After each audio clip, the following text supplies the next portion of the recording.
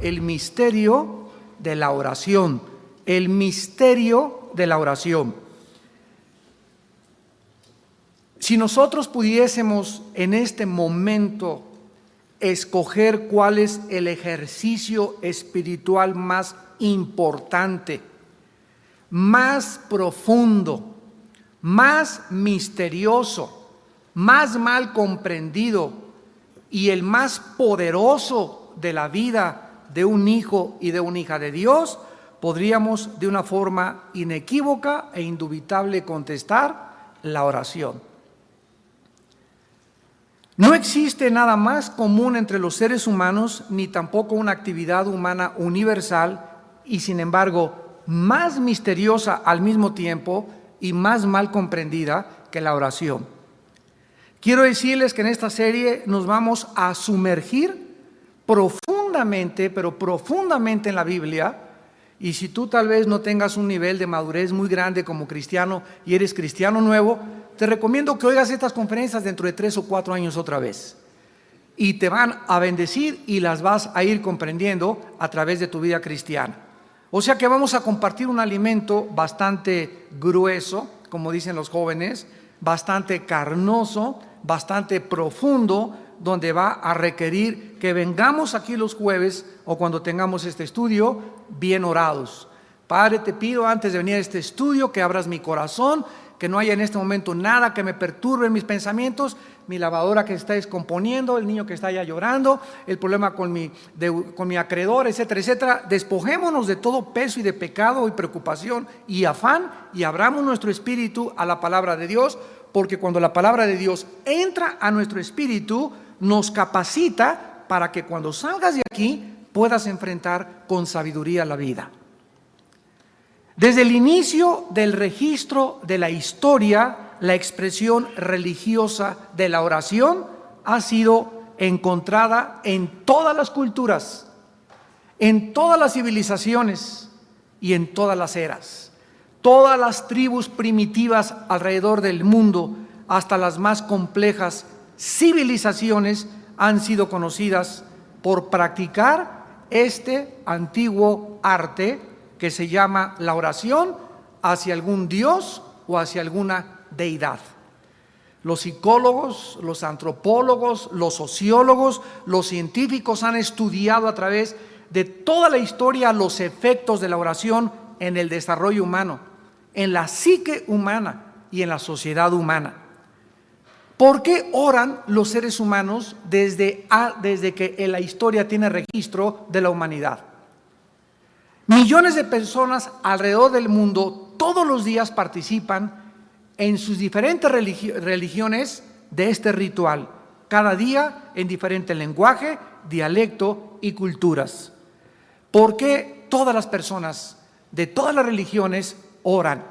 Inclusive el Dalai Lama, que profesa una religión atea, siempre está haciendo lo que en el Antiguo Testamento se hacía al orar: juntar las dos manos y al hacer esto, implicar con esto la unión de nosotros con Dios, cuando Él mismo dice que Dios no existe.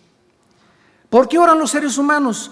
Todas las principales religiones le requieren a sus seguidores que de una u otra manera se dediquen a la oración.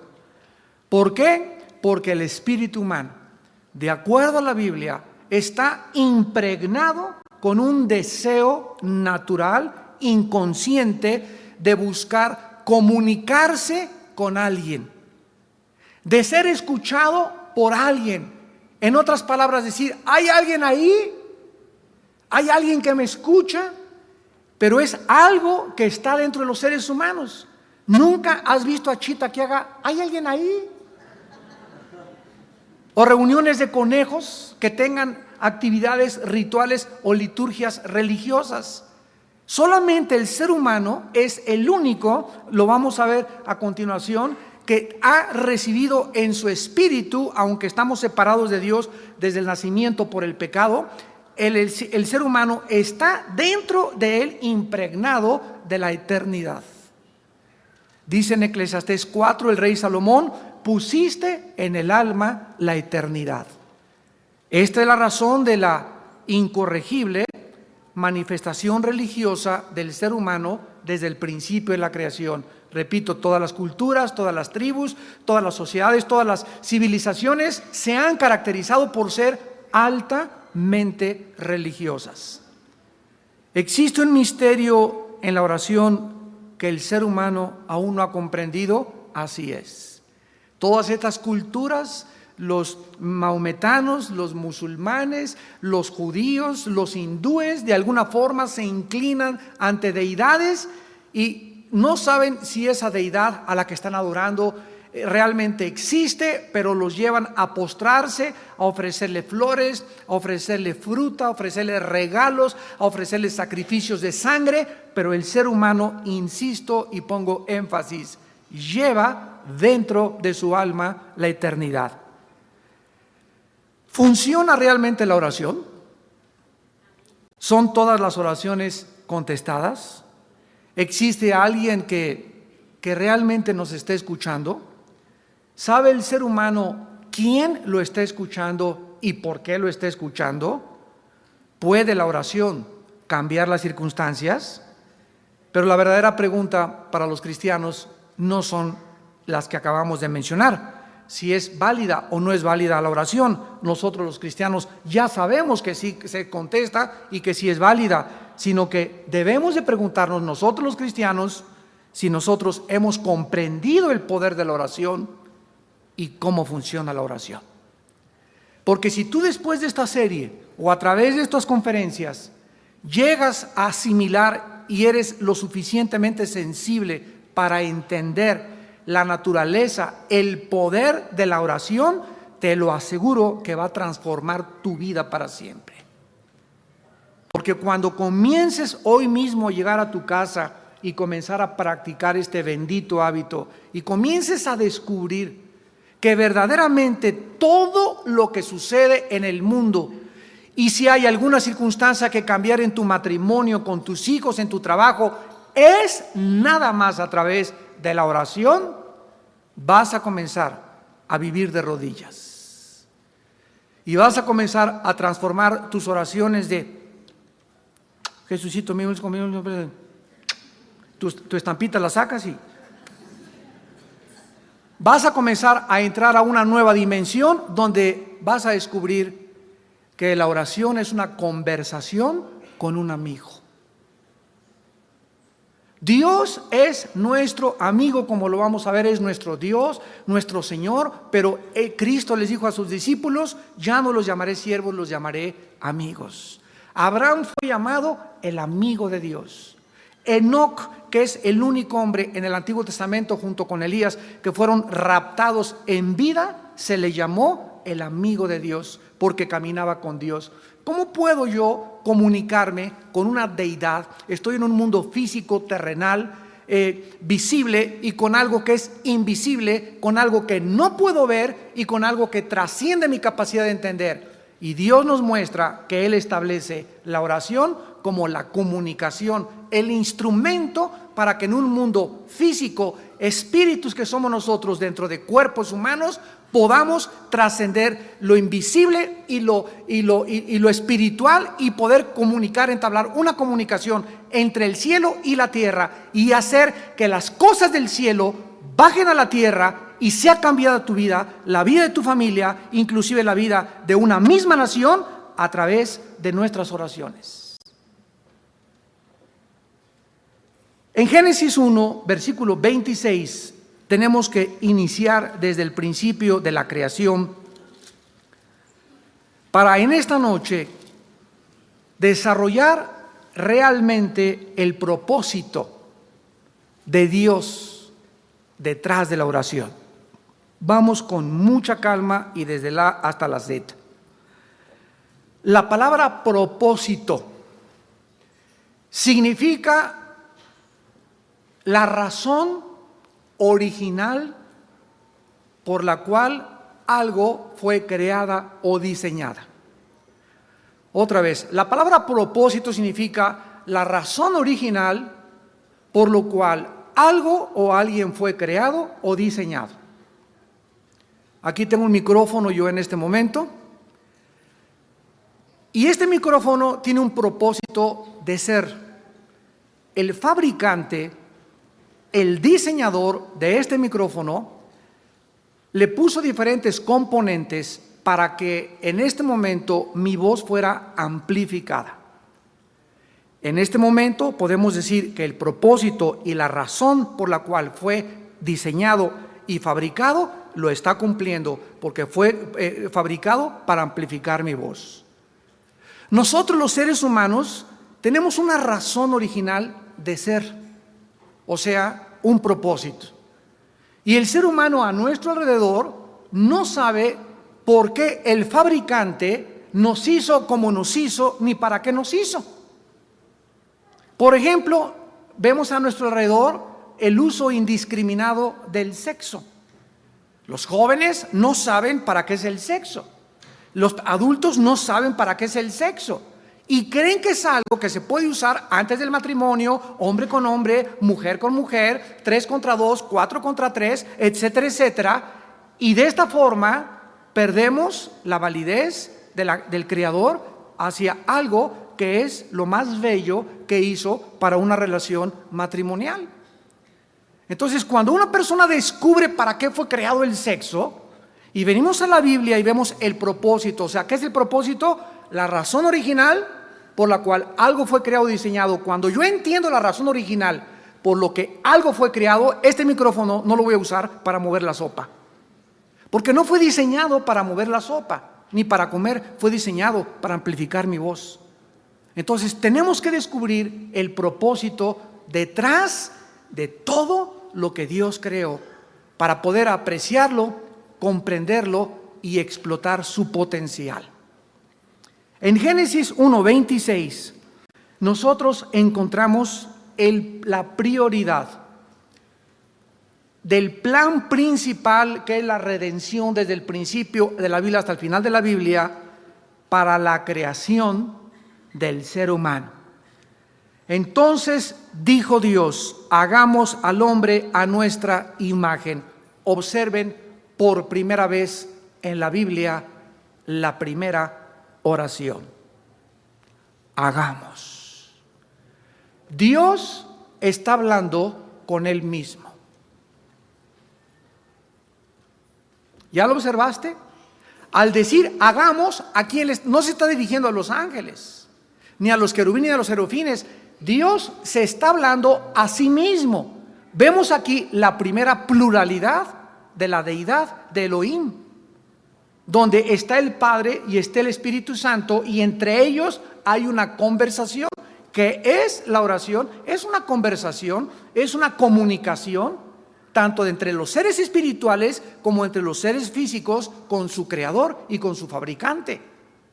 Entonces, en la primera comunicación que encontramos en la Biblia de la Trinidad, vemos nosotros que entre ellos había una concordancia, una armonía para la creación que ellos iban a hacer. Hagamos al hombre a nuestra imagen, conforme a nuestra semejanza. La Biblia dice en Juan 4:24 que Dios es espíritu. Y para que alguien aquí abajo, en este planeta, pueda comunicarse con Él, necesita la comunicación ser a través de un alambre especial, de un instrumento, de un medio para poder hacer contacto con Dios. Como Él es espíritu, solo mi espíritu lo puede tocar. Vamos a ver en la próxima clase cómo Adán y Eva caminaban y hacían contacto con la deidad, con Elohim, a través del espíritu. Algo pasó, lo vamos a ver después, que el espíritu humano se separó de Dios y quedamos aislados del mundo invisible y del mundo espiritual. Se rompió la comunicación con Dios hasta que Dios comenzó a tratar mediante Abraham, formar un pueblo para volver otra vez y restablecer la comunicación con el pueblo que Dios siempre ha anhelado tener para Él. Dice Génesis 1:26 que Dios nos hace a su imagen y semejanza. ¿Qué significa esto? ¿Significa que Dios tiene cuerpo? No. Nosotros somos espíritus dentro de cuerpos humanos. Dios es un espíritu y no tiene cuerpo humano. Por eso Dios no puede bajar en su esencia aquí a la tierra, y para que Dios bajara aquí a la tierra, hubo la necesidad de que Él se metiera en un cuerpo humano para funcionar bajo las leyes del planeta Tierra. Dios ha creado leyes y Él mismo se somete a las leyes, porque la misma palabra de Dios, escúchame con mucho cuidado, está arriba de Dios mismo, como lo vamos a ver a continuación. Todo lo que Dios ha hecho, Dios lo respeta. Dios ha hecho leyes morales, leyes físicas, y Dios respeta sus leyes, y Dios puede en cualquier momento, ¿verdad?, establecer los principios que necesitamos para someternos a su deidad, bajo la restricción de que nosotros tengamos de la obediencia a sus leyes. La imagen y la semejanza de Dios significa atributos morales y espirituales. Vuelvo a repetir, atributos morales y espirituales. ¿Qué significa esto? Que Dios nos ha creado con la capacidad de comunicarnos con Él, porque Él es espíritu. Ningún animal tiene esta capacidad. Una vez le pregunté a un maestro de una universidad, ¿usted sabe, o alguien le podría, pregúntale al Dalai Lama a ver si sabe, cuál es la diferencia entre los hombres y los animales? Unos me dijeron la cola, la crin como los caballos. Pues que el ser humano es el único que camina en dos piernas. Y les digo, ningún libro, ninguna religión te contesta esta pregunta más que la Biblia. Porque el fabricante es el único que sabe la diferencia entre nosotros y los animales. El mundo acepta que venimos de los animales, que a través de una selección natural el hombre ha evolucionado de un animal inferior a un animal superior, pero que la gallina y tú no tienen ninguna diferencia. O sea, si el hombre tiene una dignidad y tiene derechos humanos, ¿por qué no tienen derechos también animales los animales? La imagen que Dios dejó dentro del hombre es precisamente la eternidad. Somos seres creados para vivir eternamente, ya sea en el cielo o en el infierno. En el infierno no hay vida eterna, hay existencia eterna, que es diferente. La vida eterna se diferencia de la existencia en el infierno, en que la vida eterna es la vida Zoe, la vida de Dios. Y la existencia eterna en el infierno es la separación eterna de la deidad, del fabricante y del creador. Pero ya sea que te vayas al infierno o que te vayas al cielo, el espíritu es indestructible. Es creado para siempre.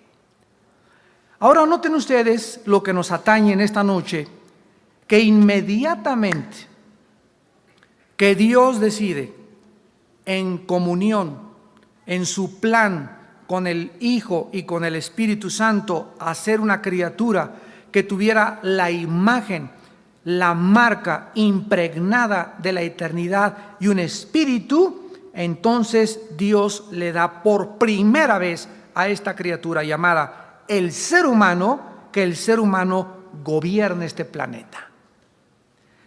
Y señoree, que es la palabra radá en el hebreo, que significa gobernar o ejercer dominio, en los peces del mar, en las aves de los cielos, en las bestias en toda la tierra y en todo animal que se arrastra sobre la tierra. Estas palabras son tan importantes para comprender el principio de la oración, porque estas palabras nos definen la relación de Dios en su intento y en su deseo con el ser humano en este planeta. Con estas palabras, el Creador estaba definiendo los límites de sus derechos para influenciar legalmente e interferir en la dimensión terrestre. O sea que, para que me entiendan, cuando Dios dice, vamos a crear a un ser humano, a una criatura, para que esta criatura sea el gobernante de este planeta, no los ángeles, no los querubines, no tú, Satanás, nadie puede meterse con este lugar que le ha asignado al ser humano, porque Él es el que está señalado por mí y creado por mí para gobernar y administrar este planeta. Y cuando Dios le da a un ser humano que vive en un terreno físico dimensional visible y Dios vive en un mundo invisible, está diciendo: los ángeles no se metan aquí, los demonios no tienen participación aquí. Aquí el mandamás es el ser humano, la primer pareja, Adán y Eva. Este fue el principal propósito de Dios al crearnos, que fuéramos líderes y ejerciéramos dominio. Y esta es la razón por la cual todos los seres humanos nos choca que nos manden. ¿Por qué? Porque no fuimos creados para ser siervos ni esclavos de nadie. Fuimos creados para gobernar, todos los seres humanos. Y vamos a ver después que fue el pecado y la entrada al pecado lo que nos hizo ser siervos los unos de los otros. Y el ser humano ha usado indiscriminadamente este dominio, al grado que el ser humano, lo vemos terminando el libro de Apocalipsis en el capítulo 18, donde se dirige al comercio de las almas humanas, los prostíbulos, los centros de drogadicción, donde se perdió los derechos humanos. El ser humano explota al ser humano. A los empleados no les pagan tiempo extra, no los indemnizan. Tratamos por todos los medios de abusar del derecho original que Dios estableció en mi alma para abusar de los demás. Los maridos abusan de su esposa y su esposa ya no es un ser humano, es un objeto.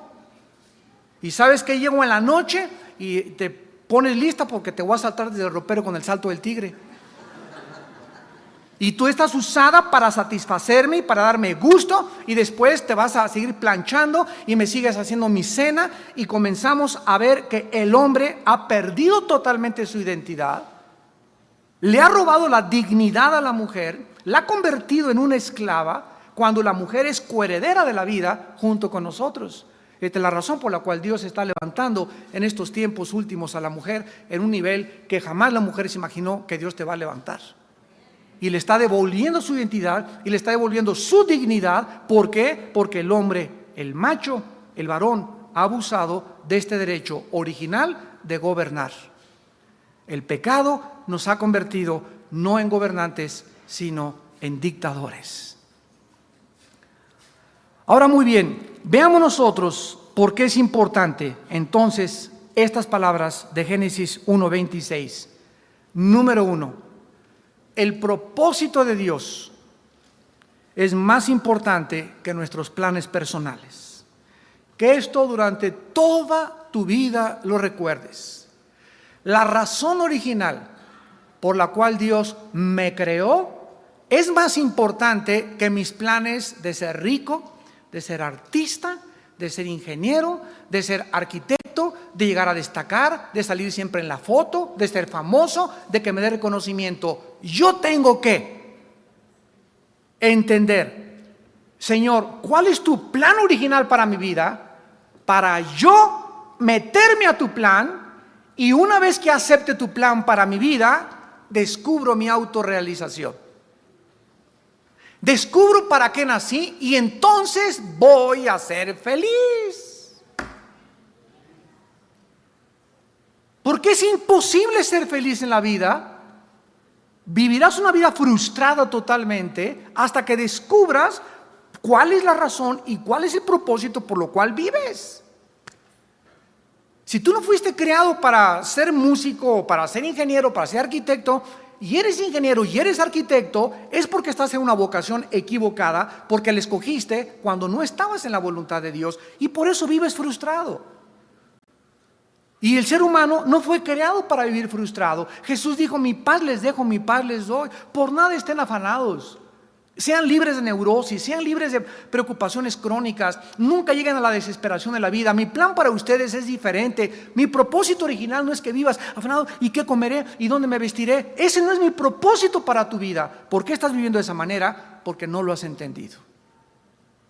¿Qué tengo que entender, Señor? Mateo 6:33. Búscame primero mi reino y mi justicia, y te daré todo por añadidura. Hasta que somos cristianos y venimos a la Biblia y se nos abre el entendimiento mediante el maestro que tenemos dentro, que es el Espíritu Santo, comenzamos a entender para qué servimos. Las mujeres comienzan a entender que sus cuerpos no son para cualquier pelagato roto quinto patiero, que tienen una dignidad, que son joyas, que son diamantes, que son rubíes. Y quítame tus manos, no me manosees, porque el único que me va a poner las manos va a ser el día que me case mi esposo. ¿Por qué? Porque recobró su dignidad, descubrió su identidad. No es un objeto para que la manoseen 15 antes de casarse. Y la mujer comienza a levantarse y no me importa que esté casada con alguien que me diga que no sirvo para nada y que su mamá es mejor que yo. No importa lo que mi esposo me diga, una mujer que ha recobrado su identidad lo dice. Yo sé que soy hija de Dios y que soy superior, y aunque este tumor me esté atormentando, nadie me va a hacérmelo creer, ni lo voy a recibir. Lo rechazo en el nombre de Jesús, porque soy hija del Altísimo y soy más que vencedora.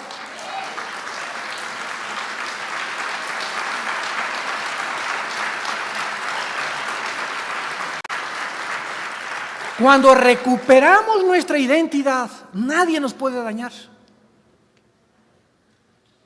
Nadie te puede psicológicamente menospreciar, ni creerle que tú eres inferior y que te lastimaron. No importa que te haya dejado tu mujer o que te haya dejado tu esposo. Esto es una tragedia, es una crisis que un ser humano vive cuando alguien es abandonado por mis padres. Pero al recuperar nuestra identidad en Cristo, Dios es Jehová, es Padre de viudas y de huérfanos.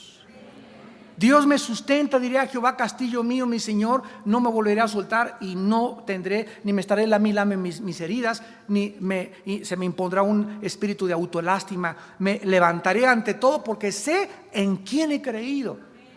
Y sé que Él es poderoso y me está escuchando, y la forma de hacer contacto con Él es a través de la oración, porque el cristiano es una persona que ha recobrado el espíritu separado de Dios. Dios ha vuelto a entrar, a ser morada dentro de tu cuerpo y de mi cuerpo.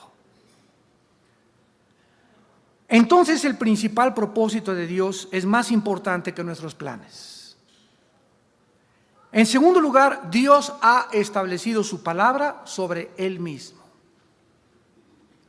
Lo que Dios dice en la Biblia es ley. No solamente la ley de la Biblia es para los hombres, sino que es la ley de Dios.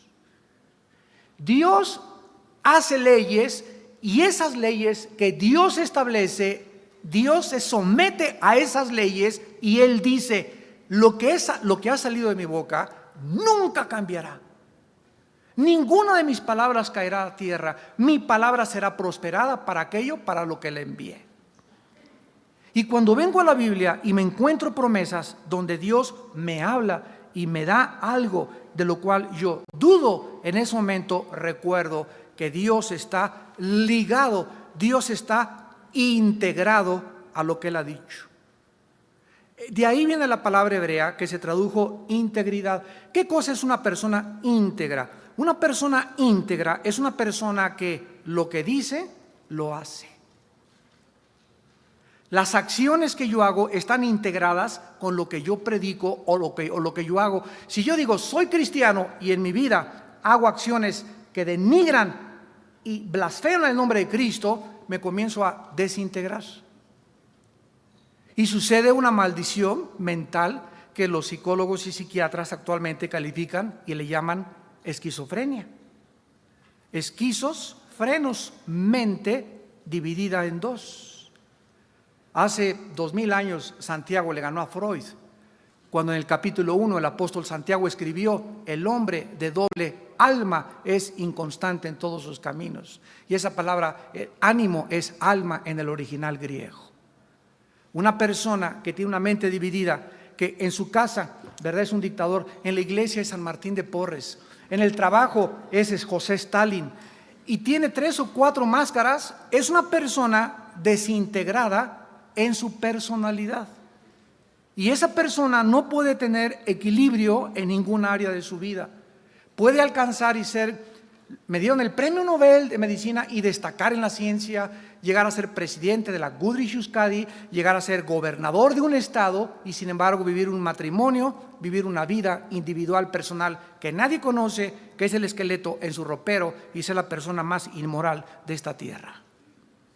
es una persona que Jesús dijo, ¿de qué le sirvió haber ganado el mundo si perderá su alma al final de su vida? Y en tercer lugar, el tercer principio que sacamos de Génesis 1:26 es que la santidad de Dios es el fundamento de su integridad y de su fidelidad. Como Dios es un Dios santo, Él no puede, bajo ninguna circunstancia, jamás mentirnos. Dios jamás podrá cambiar su carácter ni su forma de ser, porque Él es inmutable, es el mismo ayer, hoy y por siempre. Como Dios es santo, Dios tiene que, por su santidad, castigar el pecado. Su santidad le obliga a castigar el pecado, porque si Dios pasara desapercibido el pecado, o lo hiciera a un lado, o lo simulara, o se hiciera tonto ante el pecado, se desintegraría en su carácter moral. Y la Biblia dice, Dios, grande en la misericordia, lento para la ira, pero que de ninguna manera tendrá al culpable por inocente. Esta es una de las descripciones más bellas que existen de la personalidad y del carácter de Dios. De ninguna manera pasará por arriba del pecado. El pecado tendrá que ser castigado.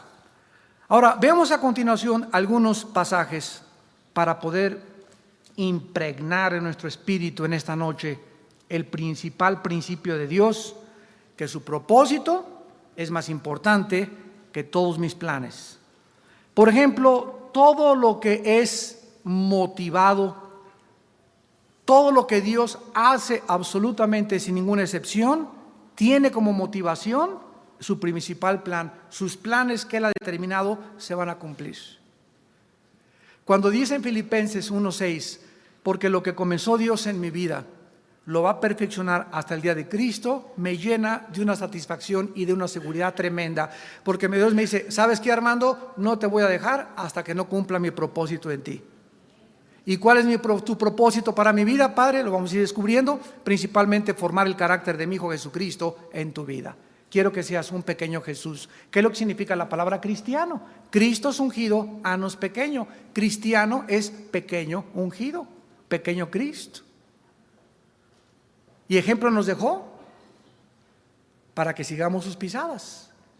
Entonces, el propósito de Dios para mi vida no es tanto que yo sea un grande predicador, que gane muchas almas, que construya 300 iglesias y que tenga la denominación más grande de Latinoamérica, o que haga 50 asilos para ancianos o 100 orfanatorios. Dios, su propósito original para mi vida es más importante lo que yo soy que lo que hago. A Dios le importa más mi carácter que mis acciones. Cuando lleguemos al cielo, llega y dile a San Pedro, a ver, te dice Pedro, a ver, Peter, déjame entrar al cielo, ¿no? ¿Por qué te voy a entrar al cielo? No, hombre, es que mira, me fui a la villa 20 veces de rodillas. Era cuatísimo del Dalai Lama. Construí 50 orfanatorios, hice 100 asilos. Es más, el castillo de Chapultepec me lo regalaron y lo ofrendé a un orfanatorio de niños.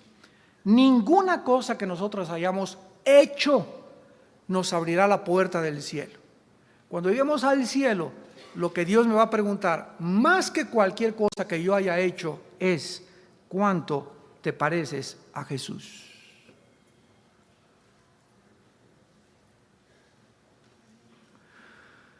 ¿Cuánto del carácter de mi Hijo pudiste absorber, asimilar en tu vida? ¿Cuánta mansedumbre, cuánta humildad, cuánta pureza, cuánta santidad? Porque cuando lleguemos al porvenir, a la otra vida, allá se nos van a asignar otros oficios, otras posiciones de autoridad, y lo que Dios me dé a ti y a mí en la otra vida, en lo porvenir, cuando salgamos de nuestro cuerpo, la posición que Dios me dé en la otra vida estará en relación con cuánto del carácter de Jesús pude tener en mi vida en esta vida. no con cuántas cosas haya hecho, sino cuánto de Jesús hay en mi vida al llegar al cielo. Esto es importante. Vean ustedes, por ejemplo, Isaías 46. Isaías 46, versículos del 10 al 11. Y vamos a ver en estas escrituras que todo lo que Dios hace, repito, es motivado por su propósito original, el cual nunca ha cambiado ni cambiará.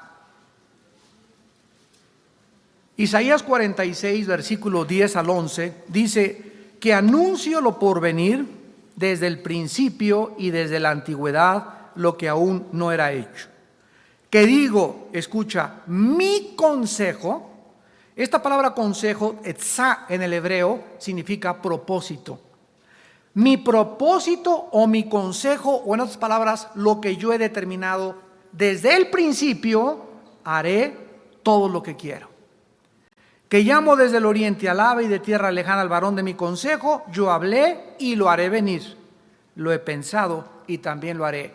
¿Qué es y cuál fue el consejo de Dios para el ser humano desde el principio de la creación? Que nosotros pudiésemos en esta tarde comprender la razón y el propósito por el cual nos creó. ¿Para qué nos creó? Nos creó para gobernar. Nos creó para liderear. Nos creó para dirigir. ¿Por qué? Porque nos estamos entrenando en este mundo para gobernar el mundo venidero. Jesús dice que nosotros somos coherederos de Él en la otra vida. ¿Qué significa? Si ustedes ven Daniel 7:27, dice, y que el reino y el dominio debajo de los reinos se ha entregado al pueblo de los santos, cuyo dominio no tiene fin. Estamos siendo entrenados en esta vida para gobernar el universo, junto con Jesucristo, el Hijo de Dios. Los mismos ángeles no tienen esta asignatura, ni jamás se les concedió esta prerrogativa. Ninguna criatura que Dios ha creado en el universo, de acuerdo a la Biblia, está siendo preparada para gobernar. Por eso dice Pablo, ¿verdad? Yo sé en quién he creído y sé que me está esperando la corona de gloria, y no solamente a mí, sino a todos los que aman su venida. Y dice en 1 Corintios 6, del 2 al 4, ¿qué no sabéis que hemos de juzgar a los ángeles?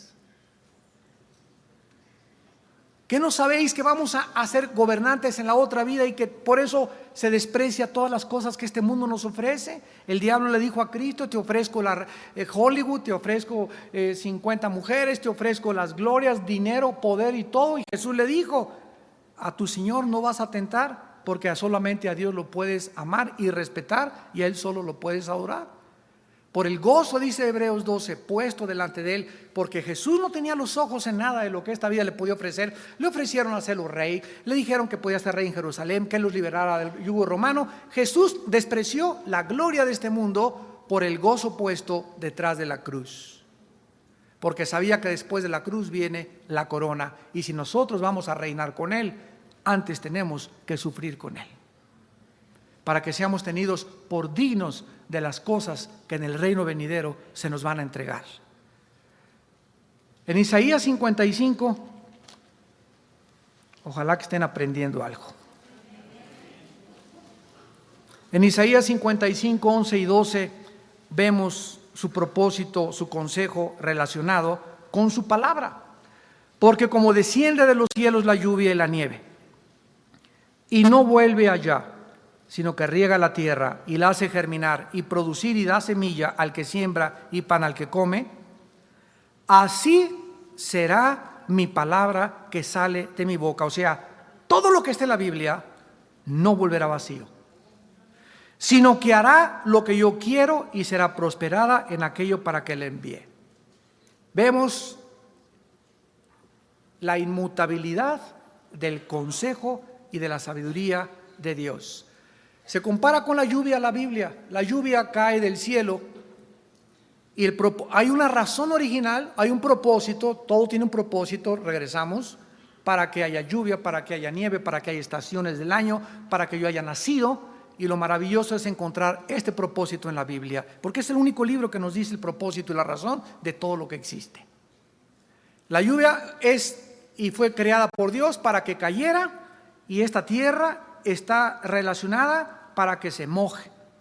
Y en cuanto se moje la tierra, necesita la planta y la flor o los árboles el contacto de la tierra, la humedad, el oxígeno, nitrógeno, carbono, los gases y los elementos químicos de la tierra junto con los del agua para poder crecer y dar una flor y producir lo que Dios ha querido producir. Y así es la palabra de Dios. La palabra de Dios, cuando yo vengo diario a la Biblia, ustedes que le están escuchando ahorita, o vas en el carro y estás escuchando cassettes en el tráfico, dichosos los cristianos que están escuchando y escuchando la palabra de Dios, no vuelve vacía. Lo que entra a tus oídos, entra y sin que te des cuenta, te está regando la semilla. Aquí adentro hay una semilla, que es la palabra que fue sembrada y la que nos hizo renacer. Y está siendo regada. Ahorita, ¿qué estoy haciendo yo? Estoy regando la semilla de sus corazones. Pero con un chubasco tremendo.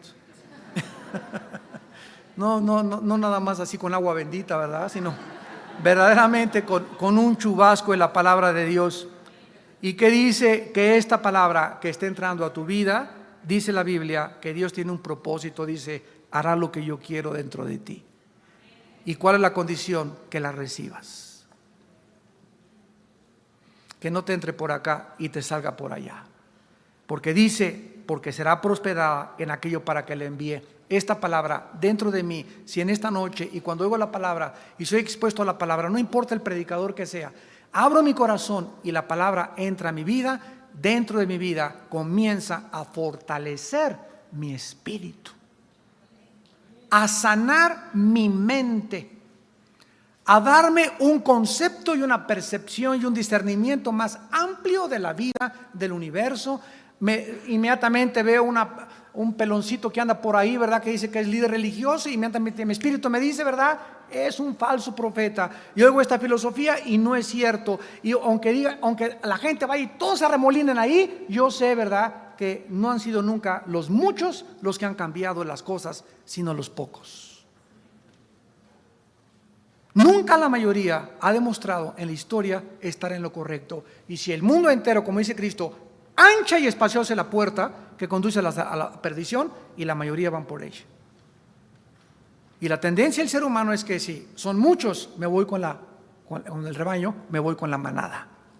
Y Dios nos mandó a quedarnos solos.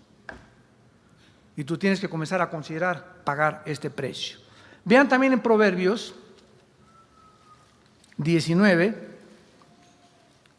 versículo 21, Proverbios 19, 21, la misma verdad.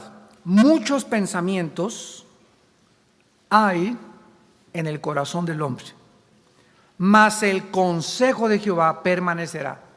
Mas el propósito, etzá, otra vez en el hebreo, la palabra etzá, el consejo, el propósito de Dios permanecerá. ¿En qué nos ayuda esto? Yo puedo tener muchos planes. Padre, pues yo me quisiera ir a Veracruz, me quisiera casar con Juanita, la del 8, y quisiera hacer esto, etcétera, etcétera. Esos son mis pensamientos y no es malo, ¿verdad?, tener pensamientos. Pero en ese momento, como ya recobré mi identidad, volteo hacia atrás y le digo, Padre, esos son mis planes. Sin embargo, no voy a hacer esto. Mira, Señor, quiero hacer esto y esto y esto, fírmale. Porque hay muchos cristianos que así le hacen. Estos son mis planes, etcétera, etcétera, Señor, fírmale, ¿verdad? ¿Estás de acuerdo? Amén, gloria a Dios. Y tomo acción. Ahí es cuando nos salimos y nos apartamos de Dios. Padre, aquí este plan, me están ofreciendo este trabajo, bla, bla, bla. Ahora, Señor, tú tienes un propósito original para mi vida que has prometido que lo vas a cumplir. Padre, estos planes que yo tengo, ¿los apruebas? O vengo y te digo, como debe ser un cristiano, incondicionalmente, no se haga mi voluntad, mas tu voluntad. Si tú tienes algo que no te gusta de esta chava con la que ando, o de este muchacho con el que ando, o de este proyecto para irme a Estados Unidos, si hay algo en tus planes que no está de acuerdo a mis planes y me rindo incondicionalmente y no me voy a enojar. Si tú me los cambias, Dios dirige tu vida.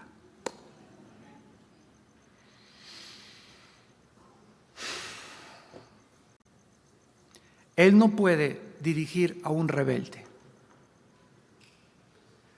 Y si te aferras a tus planes y te quieres casar con ese y con esa y hacer esto, Dios te deja.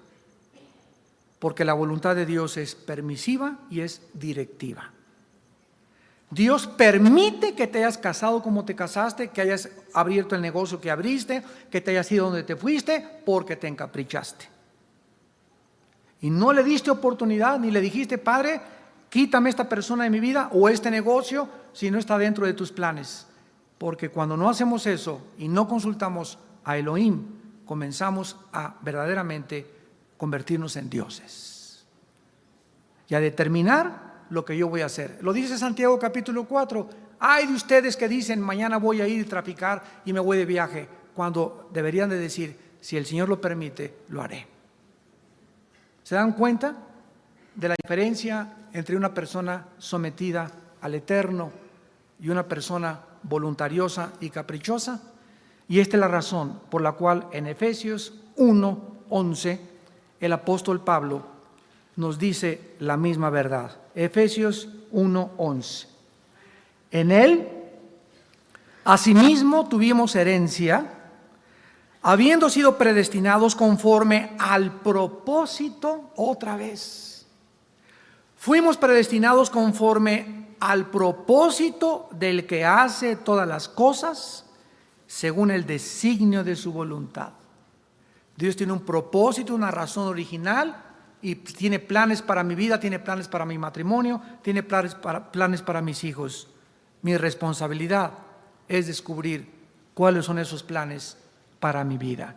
Y terminamos en Hebreos 6, versículo 17. Hebreos 6:17, por lo cual, queriendo Dios mostrar más abundantemente a los herederos de la promesa la inmutabilidad de su propósito o de su consejo, o sea, ¿cuál es el consejo? ¿Cuál es el propósito original de Dios para mi vida? Que Él dirija mi vida y que yo pueda, a través de la oración, de la conversación, entablar una comunión con Él, una amistad con Él, porque es el consejo que nunca cambiará. La inmutabilidad de su consejo, o sea, significa que su propósito no va a cambiar, interpuso juramento. ¿Cuál es el versículo de los más favoritos que tengo en mi vida? Efesios 3:20. Y aquel que es poderoso para hacer todas las cosas, mucho más abundantemente de lo que pedimos o entendemos, según el poder que actúa en nosotros. Dios, lo que yo le pido, vamos a terminar con esta meditación, lo que le pedimos en oración a Dios, Dios nos los va a contestar, no como se lo pedimos. Dios es tan bueno y tan poderoso y tan grande que lo que le pedí me lo va a dar mucho más grande de lo que ni siquiera me imaginé que yo le estaba pidiendo. Pero para que Dios haga eso, dejó un poder dentro de mí que se llama la oración.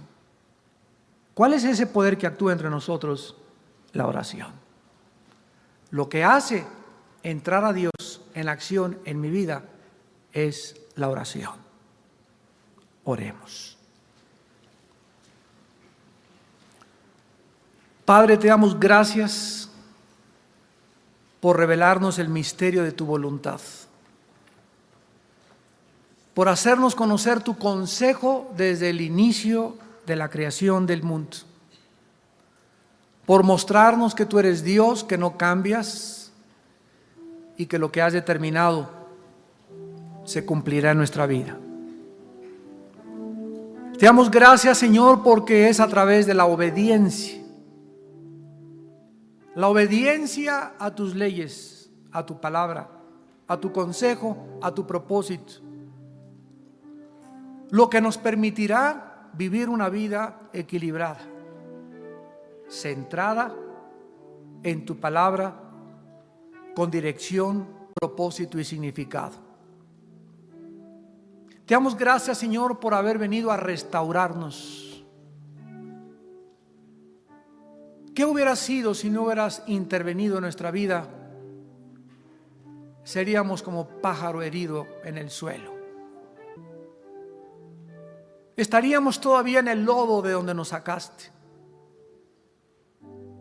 Continuaríamos viviendo en confusión de filosofía en filosofía, sin distinguir ni saber la razón por la cual existimos y vivimos. Pero tú, que eres rico en misericordia, nos salvaste. No por ninguna obra que nosotros hubiésemos hecho, sino por tu gracia y el lavamiento de la regeneración del Espíritu Santo, el cual has derramado en nuestra vida para que sea nuestro maestro, porque es tu Espíritu el que nos guía a toda la verdad, el que nos enseña todas las cosas, el que nos consuela, el que nos anima y el que nos dice en esta noche: no tengan miedo, pequeña manada. No se turbe vuestro corazón. Si creen en Dios, crean también en mí, dijo Jesús. En la casa de mi Padre hay muchas moradas. He ido a prepararles un lugar. Espérenme, demuéstrenme que me están esperando, purificando sus vidas, obedeciendo mis mandamientos, haciendo mi voluntad. Porque vendré a vosotros otra vez, voy a regresar y los tomaré a mí mismo y los llevaré ante la presencia de mi Padre, para que donde yo estoy, ustedes también estén. He aquí vengo pronto y mi galardón conmigo. No os canséis de sembrar, no os canséis de hacer el bien, porque a vuestro tiempo recogeréis vuestra cosecha. Padre Santo, te damos gracias por la sangre derramada en esa cruz. Te damos gracias por la vida que nos has dado en Jesucristo, tu Hijo, porque Él es el único verdadero profeta. Él es el único que ofrece medicina a la humanidad. Él es el único sabio, porque en Él están escondidos todos los tesoros de la sabiduría y del conocimiento. En esta tarde tal vez haya algunas personas que aún no tienen la vida de Jesús morando en sus vidas. Tal vez tú en esta tarde aún no hayas encontrado el propósito ni la razón de tu vida. Y quiero decirte que en este momento no es una coincidencia que hayas venido. No es un accidente. Dios te ama y en su infinito amor por ti te ha traído a escuchar su voz a través de la Biblia y decirte que la paga de tus pecados es la muerte, y que si tú mueres en tus pecados jamás volverás a heredar ni a entrar en el reino de su Hijo Jesucristo. Y por el amor que te tiene, la Biblia dice que murió por ti en la cruz, que dio su sangre por nuestros pecados, y que si tú en esta tarde le aceptas, ustedes también por la televisión que nos están viendo, donde quiera que te encuentres, si tú le abres tu corazón a Jesús en esta noche, Él te va a perdonar tus pecados, te va a dar la vida eterna y vas a iniciar una relación con Él a través de la oración, de la conversación con el Eterno y el Altísimo. Una conversación donde vas a descubrir que Él contesta, que alguien te está escuchando, que es real, y que si dio a su Hijo en la cruz, ¿cómo no nos dará todas las cosas si nosotros se las pedimos? Las personas que en esta tarde quieran invitar a Cristo por primera vez a su vida, ahí desde su lugar, digan estas palabras: mi Señor y mi Dios, gracias por mostrarme que